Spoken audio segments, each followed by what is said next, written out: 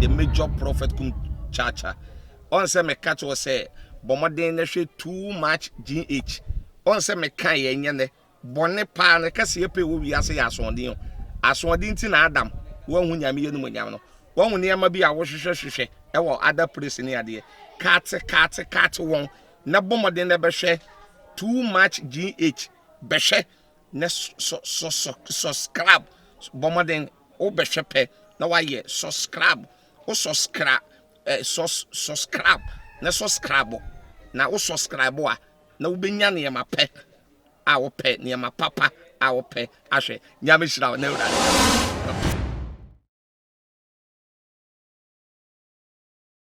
ha too much GH muni aba ekwesi kapana na so menemo edi ehia yi ewo eye Ghana wahala dwumedi is munim se ebredru sei na chese misim konya sei da na chese ensam no ye bebiebie enuoma eni so ye bedumu esuko na ya panipo masibre na wo de ese efata se ye di yie eto no ye de atom na abusua na watwi mu eye video bi ekọ viral ewo social media efa eye Reverend Obofo ne kasa wo kasa odo se wambo obia edi ede nanso so Ghana fo dodo na esusu ese ne nsem a wo kan nyina no eye Honorable Kennedy Japan na wo de no a wo de no se wombra na wonye de wo mememe face no na wo no so wo be kire ne se wo no so tumi bi esin tumi bi na se de video ne elko na ebinom se eye de eye dada ebinom se enya dada ebinom se eye sesia ede na ne nyina mu no so no yenim se de esi efa etie enu nti ya bo epni eye Prophet Nicholas Osei adodo na nim ne se prophet kum chacha wakwakwo yesofwe na wonim eye womo na woni womo enim se de womo edi womo edwuma esifa no watete womo ho ensem no ye baba baji na dwenkyere ede afa se de enioma ekono se de wohunu esi efa ne nokure bia ewomo no so atimi ede atu edwenti abusuafo ye twan ho aba ye ba ye de nkomodidie no ebe hyehye so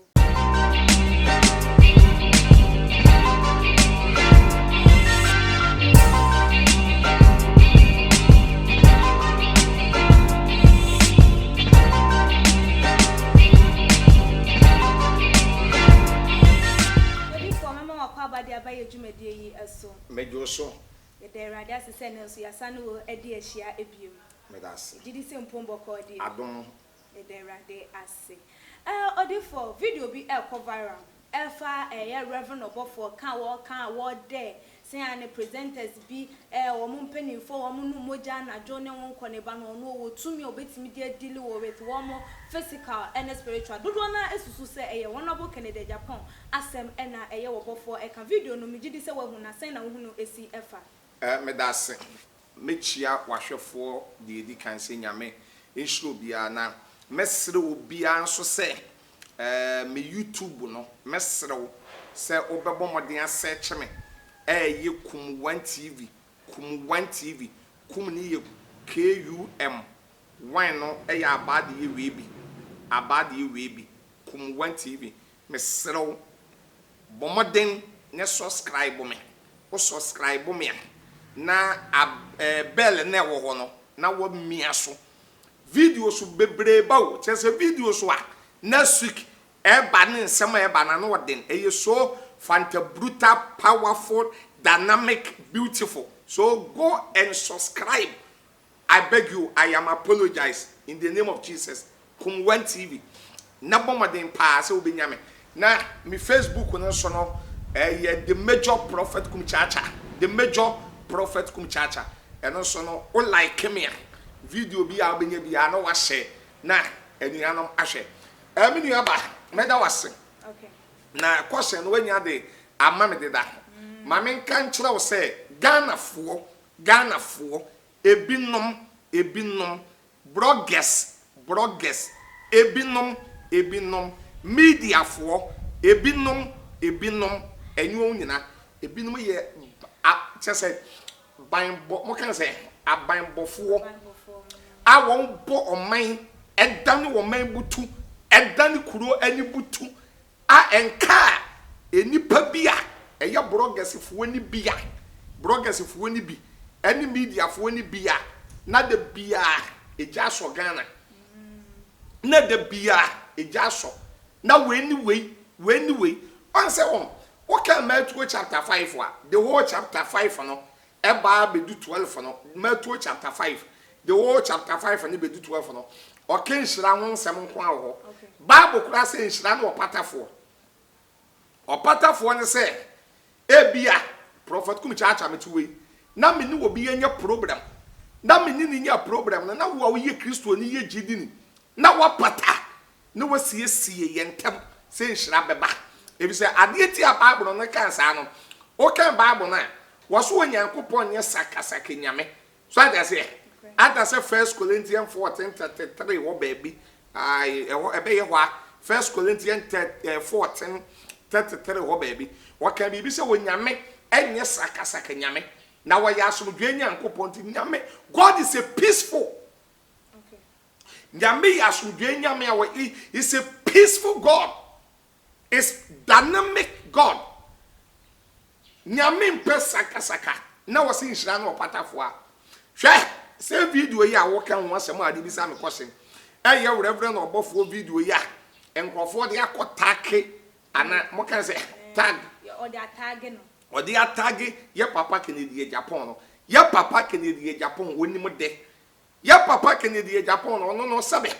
wo yo pani ninim de yakosoro wo yampi enye so oti ni fi a ni ya di video be kire na na say okọ social media wo hu video a na wo di akire o onye adwuma sa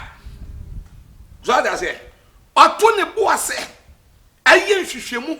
eto ne boase ye investigation ye ansa na wabeka bibia wabeka say ade papa Kennedy Japan wote na wo de no to nchen a say video ye akọ viral say de be thank you I am for the attack papa Kennedy Japan so reverend obofo ene kasa say video we ya ba ye nye no ache okay enye ne ache say video we ba ye kra no na me kan say reverend bishop obi ni nsem no kra no na ema ye papa Kennedy Japan ene bishop obi ni ntem into hu ne say bia be 2 years ago and say bia 1 year ago ache okay so me kwakra bia be 1 year de beba okay eti video no me kasa menya bida ene ma hwe bida enye se video ni ba ye na che so that say because na say time no name say ensem bi ana beba ene ade na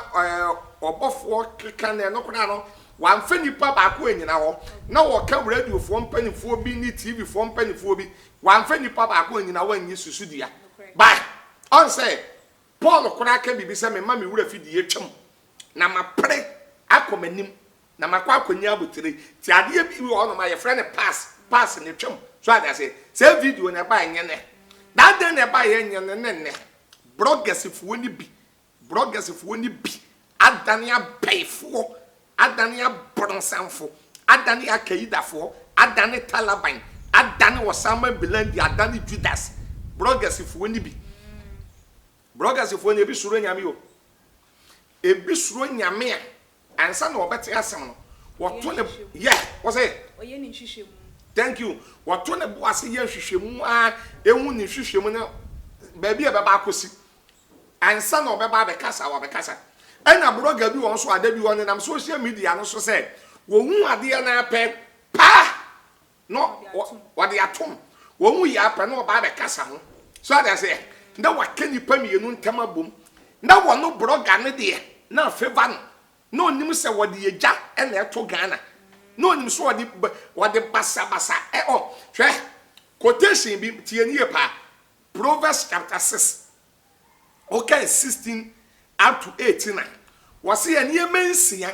ena awurade nyankopon tan de atosonson ye ne kra achi wade de atosonson ye ne kra achi wade ti o eni ye trenton ye kase eni ye trenton a obi a wo mu ade wo wiase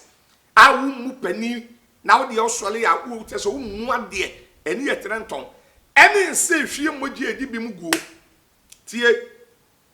ense hwie moji edi bi mu guo nse obi nye wo bone ana wo de wo nsa ne da bi ya de kum nipa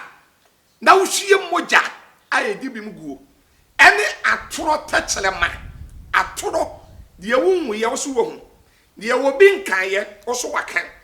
de wo bi nsusu ye wo so wo susu de wo bi miye nanom kan ye wo so wakan sa de be ya wo enkrofo krofo bedi wachi wobenya followers wobenya viewers sade ya be ya krofo beji wadie tie atro tachelema wokan ba Proverbs 6 in America no 6:16 to 18 na wokan ba wokan bibi wonu me yeme de pass enne enan a etumrika ekobonim ana wo san kan ba biem a wo se de wo hye anuanom ntem e wo takra wo gyam e wo na me pe no okay ne wo hye anuanom ntem e wo takra wo gyam obi a onim Bible mu bi enko bi Proverbs 6:16 to 18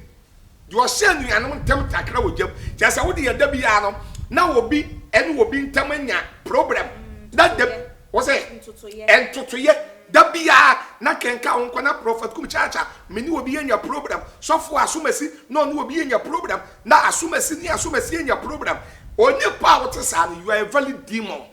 we ya be for we ya bronsam me na me ka chalo obi a ewiase sunsun party ni mu bia no dem bia no set asomdwe okay dem bia opese enhira eba asomdwe ba opese fa ahudie ba opese ahotoba obi a bronsam di ni adwuma bia na da bia wo ka nipa ntibum na wo ka wetibum na wo ka wetibum na de wenkaye na waso kamera sin nanim na wo ka mwosam sade be ya woni pa nte a ede bufuo beba sade be ya woni pa nte a ebema na koma ahwiri sade be ya nipa nte a ebema na honhom aboto na wono so otumi awrepra nipa no eti wo bia wo ye blogger ene wo bia wo ye media work a wo ye sa bia no sunsun bone tumu okay the American what they say so bani ti mu because me niaba wo hwe video ya eko bon kan se vala eko ni ade a enye ne video ni ba ya che na den na de dada no se blogger no wan ko yi se video na fa ma me ye adwuma na enna mekan se me gina wo video we so eni kum 1 TV me gina kum 1 TV na makan se enna wo hwa ya papa Kennedy Japan obi anu se wonu bishop obi nim bibi koso ewo wontam aye ne akopie court ne ade nyina yese bail ne ade nyina abam ne ade nipa na woye sa no ede se blogger na woye sa ne nipa na woye sa no wo pese ya papa Kennedy Japan mekan se wonu obi nim issue no down na stop anase edwoa na chese woni reverend obofo nso na ka onwate abom anase won mienu ntam no na akoye oja so ada se na se wuti wiase na se nipa tieni o wuti wiase na se wuti wiase na wo ye blogger na de bia wo de asem beto nkrofo so na de bia wo blogger wo ye de bia wo bese nkrofo na de bia wo gu nkrofo ni mase na de bia wo bomode ape bad fake news anya no kore na wo de abomode afogele e de aye wo programmer e be ye de ni nyame ye hirawo. When we say Luke chapter 17 verse 1, I can say, Sinti dia beba, but the enam so beba onuye. So I say, Obia Sinti dia, enam so beba. Do ye? It is here so come to see him. Nay, broga, o broga, echo. So I say, ne media, u media qua. We say, as some are walking, as some did in Shrabeba, as some did the found the beba, as some no, ever one more man akoso. Mini aba sani ye media ne blog adwuma okay na chese metse wasi ya wo mo yesa we nyina ye wo mo mpe eye obofo eyi a wo pese so Kennedy efri obi nim so a chese on fan brand so na chese nyoma enye he wo mo na edi sa adwuma eyo wa na dabio bisa ho se edem pa na wuni pa na ubenya efri se wo de ye nka ne se eja so a edem pa na wuni pa na ubenya efri Achese yebeka so onu na de bai onu na akoko hunu na chese onu ni di na ebeji atese oh mini aba edi e wo wi ase ye me no okay Proverbs 22 verse 1 wasi edi mpa ye chen ahunyade e wi ase kwan bi enipa obefa so agidi ne ya ubetumi agidin e ya bronsam we ubenya followers enya viewers ameni pay wo wi ase nyina atonka ba e bi ane di ni nye di mpa okay di unye di nye di mpa so ada say edi mpa no e ye better eti na me ka kire wo se me gina fidie we so ka kire wo se ya papa Kennedy Japan ote wono wonimade wasua de wasua ne ma wo ye MP wonye ni paketo sunsun FM sabe onye ni paketo a wonam fam onye ni paketo a meka sunsun fam a ni age ne osoro so ada se onye ni paketo a wonam fam enhira onye ni paketo a eti wono wote wono ne ya papa no eti wono menye so se wote wa na wo video bi ya no I responded thank you that so ada se wo video bi ya na video na wo be hu no obebo modern se wo be hwe video ni yie na wo hwe video ni ba bi e free baye na wo mu said ye video no etie ansana sabi wo bibi ka waka wo eti wo nipa na wo ye se video na ekọ mo kan say viral a wo ye se video na ekọ viral ne ade a na wo fi say wo di eja ebeto obofo ne ye papa ke ne di eja pontem no shame unto you shame unto you shame unto you shame unto you so ati say ewiase e wo no wo ni bi wi wo kan Psalm 62 verse 11 David so Nyankopon kasa preko na ne pre ni so e na me David mate se tumi nyina ye awurade dia na David se awurade so obetuye nipa bia aka se de ni nyuma te awurade so wono okuta na ketua Revelation 22 verse 12 e san di bre wo bia se de ni nyuma te eti wo de onyuma na awudie a wo ye blogger a wo blogger ko na wo ye media na wo media ko na wo de atoro enkontompo na betwen samato nkrofo so atoro nkontompo na wo de dabi abeku nkrofo ni mase na abese nipa na wo de dabi a wo de eja ebeto nipa eni nipa ntam onua no onua ntam wo de dabi a wo bebo modi de eja wo bebo modi de eja to ntam de confusion basa eni en gwasika to ntam no ma me nka asem ncho se Nyankopon ne nomeye edi na tam wo no Onyankopon de beto so no de bema efiri se ne ye wo ye no bronsam kuro ye wo fa awa ye papa onye sa de obi nkan ye no menka se waka ensete problem onua no onua ntam me pa chewo. Okay, eja ye de ensem no ebewe no wo hwa se bloggers nto wo mo ye ne suban wo mo da ne de ne den na wo hwa empanifo enye mfanfa ho enye bloggers nyina na te sa bloggers ni bebere sura urade enyo nyina kakra bi so ada se ene di sense mu hunu no ejeme de menim se edu ba bi eni bre bi organ na ha menim se empanifo be ye adwuma ba hyehye mra se wo ka asam tu obi so na wo ye bibi etu obi so a na enye no kora empanifo be nkwan won be fa so a won de be fa so me da bi ya me ka se me nua ba we enhira no obi a okudwane ye so ada se enye enhira no obi a woku na woku na mu wo fam ya me ka so ada se woni obi nya problem na no obi nya basa na se wo hwe boxing ayebo won we gina ringi mu no eto da bi a wotumi bono na wa tofom na wa bono na wa tofom na wa pega nsa ana ebi no ase ya se wa man nsa so fight no ontumi me boa eti wonyansafo no obi o man nsa so wonyansafo no obi a wokudwane onse mame mo obi din kira guy ba ko ye ayi ye friend ohu ahi so what in dia ohu ahi o social media ne ade a wotwa ye nyina video ne ade wani sofo obi ye friend igwe enya problem nya akasa de fight bi so ade ase igwe bon ba ko pai na igbe di ne na wonu ohu ahi sa we wo kodi that ohu ahi me bo me say ma yeah I clap for you the bomb in sama ohu ahi we good ha mrika ohu ahi tu ye no ohu ahi em so ko school na em say no otumrika se won tumrika em say no oye striker so that say won ye striker pa no otumrika emrika ohu ahi tu ye so that say na igbe ugina wo hwa say de otentente ye en say de ogramte ye na wo bomodi ohu ahi bo ne ba ko pai na wo send the 19 pai ohu ahi say away jimifo ene gina wo me yikuno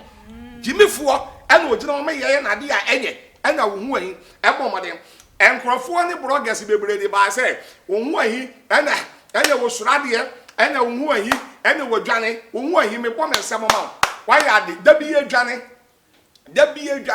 ha ohu ahi me ka do say wo hia fight ya no odin na wo dwane a wo si betutu wo sen ebetutu ene wo hia fight ya no odin na wo nwane a ye babu wo kun so atiase ye buku a owo a eye ene wo surade ne ye buku a owo menyane listen to me owo ahi so atiase fight bi a wo be hie bia a fight no wontumi bia away run away onwahi me bom nsema beje me space be che je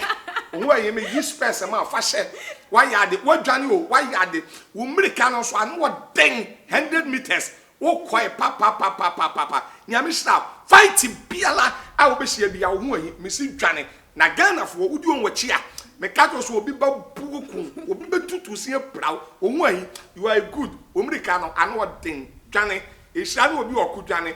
jimifo ene obi okko emiyeku no nyame hira media the prophet kum chacha said the meka no ko me YouTube no search me ewo me YouTube wonom esrew pa mesrew media urade din srew pa wachew search me YouTube